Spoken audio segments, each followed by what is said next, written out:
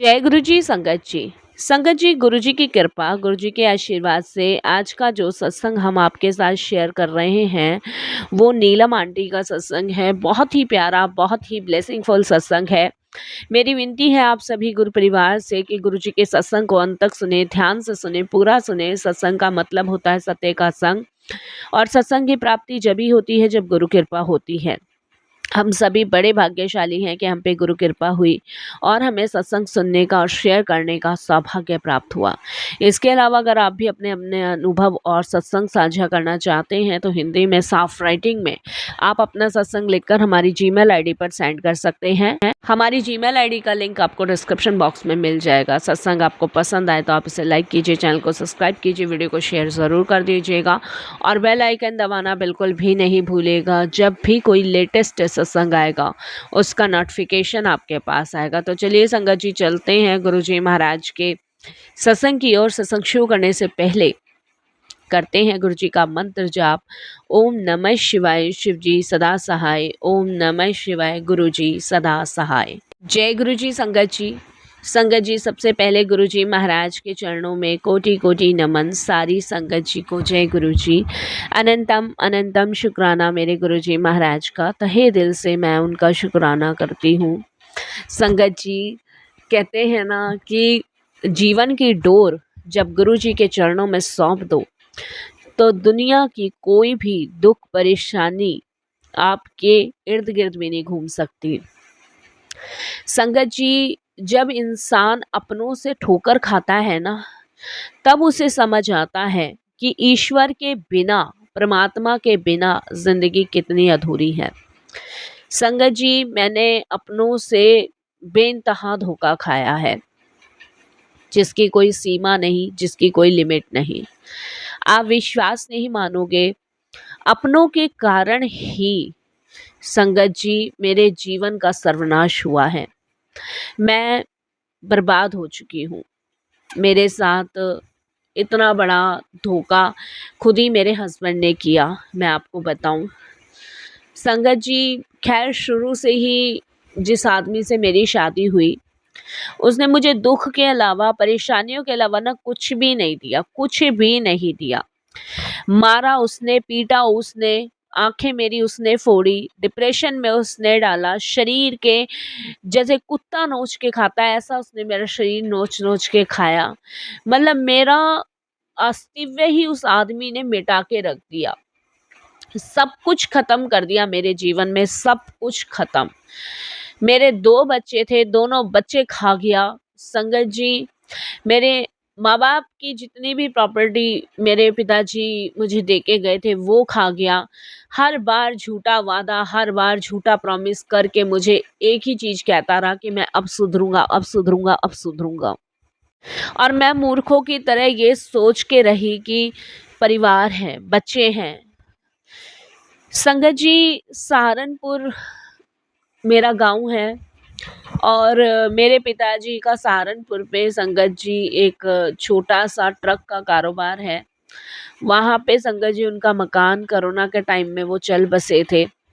तो कोरोना के टाइम में मेरे पिताजी का जो भी छोटा सा मकान था वो मुझे दे गए थे। माँ तो बहुत टाइम पहले ही जा चुकी थी। संगत जी, मेरे पिताजी ने बहुत मेहनत से वो घर बनवाया था। संगत जी, मैं ठहरी अनपढ़, ज़्यादा पढ़ी लिखी नहीं हूँ। इस आदमी ने संगत जी वो मकान तक मुझसे बिकवा दिया, ये कह के कि हम अपना घर लेंगे यहाँ से बेचने के बाद, खुशहाल परिवार में रहेंगे, 2 बच्चे हैं मेरे, ये है वो है। इस तरीके से करके मैंने संगत जी इसकी बात मानी कि चलो ठीक है भाई, पति है, अच्छा घर बस जाएगा हम लोगों का, ठीक है। मैं संगत जी दिल्ली में रहती हूँ। आपने संगत जी करोल बाग सुना होगा। वहाँ पे संगत जी एक छोटा सा झुग्गियों का एरिया है, मैं वहीं रहती हूँ। और संगत जी इसने वहाँ से मेरा मकान बिचवाया और पैसे लेकर संगत जी हम यहाँ दिल्ली आए। दिल्ली आने के बाद संगत जी इसने मुझे कहा कि अब लेंगे, अब लेंगे, अब लेंगे। इस तरीके से संगत जी सारे पैसे खा गया। मीट, मांस, दारू, इनमें इसने सारा पैसा उड़ा दिया। मेरे दोनों बच्चे ये खा गया संगत जी। संगत जी, मेरे दोनों बच्चों का सौदा इसने एक ऐसे परिवार से कर दिया जहाँ से इसे पैसे मिले। संगत जी, इसने मेरे दोनों बच्चे बेच दिए। मैं संगत जी इतनी परेशान, इतनी दुखी, मेरे बच्चे मेरी आंखों के सामने ही संगत जी मेरे हाथ से चले गए। और संगत जी, जिनको इसने ये बच्चे बेचे ना, उन्होंने संगत जी बच्चों को इतना लालच दिया कि वो मेरे पास आना ही नहीं चाहते थे। मैंने पुलिस कंप्लेंट भी करवाई, लेकिन बच्चों ने आने से मना कर दिया।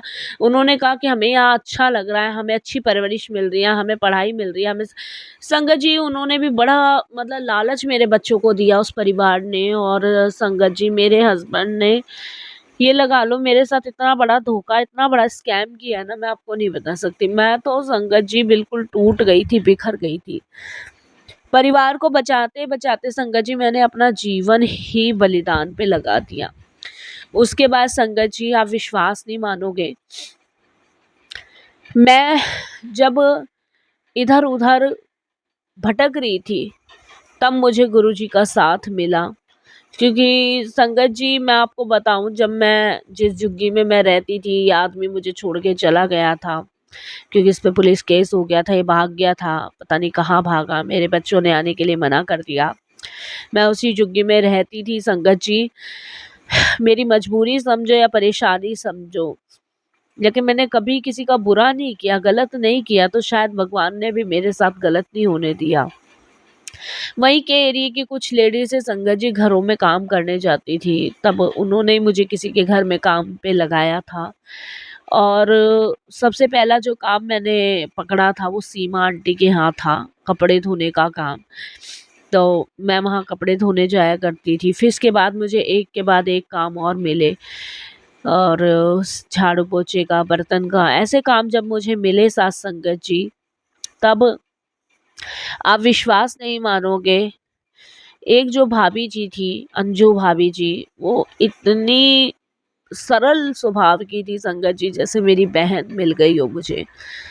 संगत जी, एक दिन उन्होंने मुझसे पूछा कि घर में कौन कौन है तुम्हारे। हालांकि मैं जितने घर में काम करने गई हूँ, किसी को कोई मतलब नहीं था मुझसे, किसी को कोई मतलब नहीं था। लेकिन अंजू आंटी एक ऐसी आंटी थी जिन्होंने मुझसे पूछा, तब मैंने उन्हें बताया एक पति था, 2 बच्चे थे, ऐसे से मेरे साथ हुआ। तो उन्होंने कहा तुमने अपने बच्चे जाने कैसे दिए, पुलिस में नहीं कंप्लेंट कराई। मैंने उन्हें सब बताया कि मैंने पुलिस में कंप्लेंट कराई, पुलिस गई भी, लेकिन बच्चों ने आने से मना कर दिया। तो पुलिस ने कहा हम भी नहीं कुछ कर सकते, उन्होंने कहा कोर्ट में जाओ। मैं कोर्ट में भी गई, लेकिन मेरे पास इतने पैसे नहीं थे कि मैं और भाग दौड़ करूं। तब अंजू आंटी ने संगत जी मुझे गुरुजी के बारे में बताया। उन्होंने कहा कि तू जो है अब सिर्फ गुरुजी से जुड़ जा, जो तेरा पीछे का गया उसमें भी भलाई होगी, लेकिन अब मैं तुझे गुरुजी से जोड़ रही हूँ, तो गुरुजी से जुड़ जा। संगत जी, वो हर संडे को अपने हस्बैंड के साथ गुरुजी के बड़े मंदिर जाती थी, वहाँ से मेरे लिए जल प्रसाद लाती थी, लंगर प्रसाद लाती थी। हालांकि मैं उनके हस्बैंड बहुत गुस्सा करते थे कि एक काम करने वाले को इतना मुंह क्यों लगा रखा है, लेकिन मैंने खुद अपने कानों से सुना उन्हें ये कहते हुए कि पता नहीं मेरा ना इससे कुछ लगाव सा है। और संगत जी, वाकई में उन मैडम के साथ ना मेरा पिछले जन्मों का कोई रिश्ता था, जिनकी वजह से आज मैं पहुंची हूँ यहाँ। मैं गुरुजी को मानने लगी। दीदी ने मुझे गुरुजी का एक स्वरूप भी दिया, ब्रेसलेट भी दिया, वो मैंने अपनी जुग्गी में लगाया। तो संगत जी, जहाँ मैं रहती थी उन्होंने मुझसे वो झुग्गी खाली करवा ली। तब दीदी ने संगत जी मेरे को एक कमरा अरेंज करके दिया, क्योंकि उनकी बहुत बड़ा मतलब घर है, जिसमें सर्वेंट क्वार्टर भी रहते हैं, क्योंकि दीदी जो है मतलब डॉक्टर हैं और उनके हस्बैंड भी डॉक्टर हैं। तो उन्होंने कहा कि मैं तुझे और काम बढ़ा देती हूँ, और तू जो है घर में साफ सफाई भी कर, डस्टिंग भी कर, कपड़ों का भी कर, क्योंकि उनके कुक जो थे, खाना बनाने वाले अलग आते थे। उन्होंने मुझे एक सर्वेंट क्वार्टर्स दिया जिसमें मैं रहती हूँ इस समय, और गुरुजी का मंत्र जाप करती हूँ, गुरुजी का सत्संग करती हूँ, गुरुजी को याद करती हूँ, और संगत जी अपना जीवन व्यतीत कर रही हूँ। आज मेरा जीवन बहुत सुरक्षित है, बहुत महफूज है। दीदी संगत जी मुझे बहन की तरह प्यार करती हैं। उनके 2 बच्चे हैं और वो भी मुझे बहुत मानते हैं। हर त्योहार पे मेरे लिए दीदी कुछ ना कुछ लाती है। तो संगत जी और क्या चाहिए? शायद ये मेरे कुछ अच्छे कर्म है जिसकी वजह से मुझे एक बहन देवी के रूप में मिली और प्रभु के रूप में मुझे गुरुजी मिले। मैं जितना शुक्राना करूँ ना उतना कम है, क्योंकि जिस नरक में मैं रह रही थी ना उस आदमी ने मेरे को संगत जी कहीं का नहीं छोड़ा। और ये शादी संगत जी मेरे फूफा जी ने कराई थी, ये कहते हुए कि बहुत अच्छा लड़का है, बहुत अच्छे परिवार से है। लेकिन संगत जी सब झूठा, सब झूठा। बाद में पता चला इस शादी के लिए मेरे फूफा जी ने भी पैसे लिए थे। मेरे पिताजी को ये कुछ नहीं पता था। मैं अपने पिताजी को कभी नहीं बताती थी, क्योंकि माँ तो बहुत पहले ही चली गई थी। पिताजी को इसलिए नहीं बताया कि ये परेशान होंगे, क्योंकि संगत जी लड़की की मजबूरी ऐसी हो जाती है ना कि वो हर चीज़ को सोचती है कि उसके पिता को या माता को कोई तकलीफ़ ना हो। और उसी तकलीफ़ की वजह से संगत जी आप विश्वास नहीं मानोगे, मैंने हमेशा छुपाया, हमेशा कोई ज़िक्र नहीं किया, पर मुझे नहीं पता था कि ये सब मेरे साथ होगा। इतना बड़ा संकट, इतनी बड़ी जो परेशानी मैंने अपने जीवन में सही है ना, उसे मैं ही जानती हूँ। मैं माँ होके भी माँ नहीं रही। मेरे बच्चों ने आने से मना कर दिया। और संगत जी, इसके बाद संगत जी कुछ भी नहीं जी बचा मेरी लाइफ में। और बच्चों ने संगत जी आने से मना किया, हमने कोशिश भी करी लेकिन कोई फ़ायदा नहीं हुआ। दुख, डिप्रेशन ने इस कदर मुझे तोड़ा है ना संगत जी, जैसे मानो मैं इस धरती पे हूँ नहीं हूँ कोई फ़र्क नहीं पड़ रहा। मैं संगत जी रोती थी, चिल्लाती थी, पड़ी रहती थी। अपने कर्मों को याद करके ना संगत जी आज भी मैं काँप जाती हूँ। आज भी मेरा दिल जो है ना घबरा जाता है। लगता है कि हाँ, दुनिया का सबसे बुरा दस्तूर यही है कि बेटियों की शादी मत करो। मैं अपने बच्चों के लिए तड़प रही हूँ, रोती हूँ, पर दीदी कहती है तू परेशान मत हो, एक ना एक दिन तेरे बच्चे खुद आएंगे। मेरे बच्चों को पता है इस समय मैं कहाँ रह रही हूँ, और मुझे भी पता है मेरे बच्चे कहाँ रह रहे हैं। उस आदमी का कहीं नहीं पता वो कहाँ है कहाँ नहीं है। लेकिन संगत जी मैं अपने बच्चों के लिए तड़पती हूँ, रोती हूँ, लेकिन जब देखती हूँ ना कि मेरे बच्चे बहुत खुश हैं उस परिवार के साथ, तब संगत जी लगता है कि हाँ, मेरे से अच्छे ही रहेंगे। लेकिन फिर भी एक माँ हूँ, गुरुजी के दरबार बस एक अरदास लेके ज़रूर जाती हूँ कि मेरे बच्चों से मुझे मिलवा दो। भले ही वो मेरे पास ना आए, लेकिन मुझे गलत ना समझे, क्योंकि मेरे पति ने उनके दिमाग में इतनी गंदगी मेरे लिए भर दी थी ना संगत जी, कि उसे साफ करना बहुत मुश्किल था, बहुत मुश्किल। और मैं कभी साफ कर भी नहीं पाऊंगी, लेकिन मुझे पूरा विश्वास अपने गुरुजी पे कि वो आज नहीं तो कल जो गंदगी इनके दिमाग में चल रही है ना वो ख़त्म कर देंगे। तो मैं गुरुजी का बहुत बहुत धन्यवाद प्रकट करती हूँ। और अंजू आंटी का भी बहुत करती हूँ कि वो मेरे जीवन में आई और उन्होंने मुझे इतना प्यार, इतना सम्मान, इतना मान दिया है ना संगत जी, कोई नहीं दे सकता। यकीन मानिए, दुनिया का कोई इंसान किसी के लिए बिना स्वार्थ के कुछ भी नहीं कर सकता, कुछ भी नहीं। ये गुरुजी ही है जो मेरे लिए ये सब करवा रहे हैं।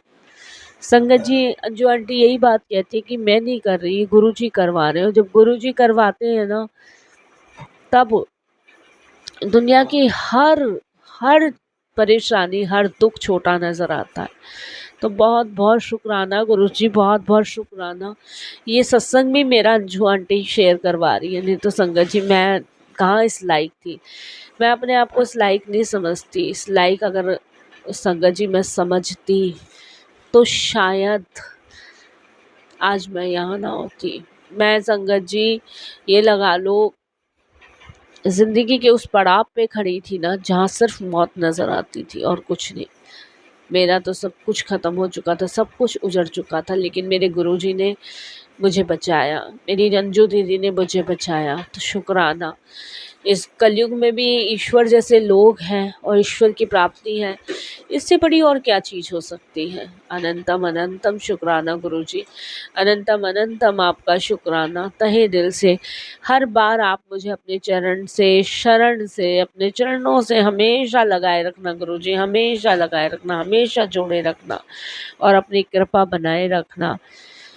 संगत जी, जब भी मैं गुरुजी के दरबार जाती हूँ तो एक चीज़ कहती हूँ कि गुरुजी, अगर मुझे अगला जन्म दो ना तो ऐसा देना कि कभी भी कोई दुख आए ना तो उसका सामना मैं डट के कर सकूं। मैं संगत जी बहुत कमज़ोर इंसान हूँ, मैं कोई भी दुख का सामना ना इतनी आसानी से नहीं कर सकती और ना ही मैं डट के खड़ी हो सकती, क्योंकि संगत जी मैं कर ही नहीं सकती इतने दुख और परेशानियों का सामना। लेकिन उन दुख और परेशानियों से बाहर निकलने के लिए मुझे सिर्फ़ और सिर्फ़ गुरुजी का साथ, गुरुजी का सहारा यही चाहिए। अंजू दीदी मुझे हर सत्संग में लेके जाती है, हर सत्संग में मुझसे यही अरदास करवाती हैं कि जल्द ही तेरे बच्चे तुझे मिलेंगे, और वो खुद भी करती हैं। उनके बच्चों में मुझे अपने बच्चों की छवि नज़र आती है, तो कभी-कभी संगत जी मैं रो जाती हूँ। क्योंकि जब अपने ही धोखा दे देना, अपने ही नोच के खा जाएँ, अपने ही फरेबी निकल आए, तो किस पे विश्वास करोगे? कोई विश्वास लायक नहीं है संगत जी, कोई भी नहीं। इस दुनिया पे अगर विश्वास करना है तो गुरुजी पे करो, भगवान पे करो। बाकी इस दुनिया में कोई भी विश्वास लायक नहीं है, कोई भी ऐसा नहीं है इंसान जो आपका अच्छा चाहे। वो बहुत कम लोग होते हैं संगत जी जो लड़कियों को ब्याह के अपने घर लाते हैं और मान सम्मान देते हैं, लेकिन मुझे वो नहीं मिला। संगत जी, मैं अपने पति के परिवार के पास भी गई, ये 2 ही भाई थे, उन्होंने रखने से मना कर दिया। लेकिन कहते हैं ना, एक दरवाज़ा बंद होता है तो दूसरा ज़रूर खुलता है, जो मेरे लिए भगवान ने खोला। तो शुक्राना गुरुजी। यही मैं अपने सत्संग को विराम देती हूँ। ओम नमः शिवाय। शिव जी सदा सहाय। ओम नमः शिवाय। गुरुजी सदा सहाय।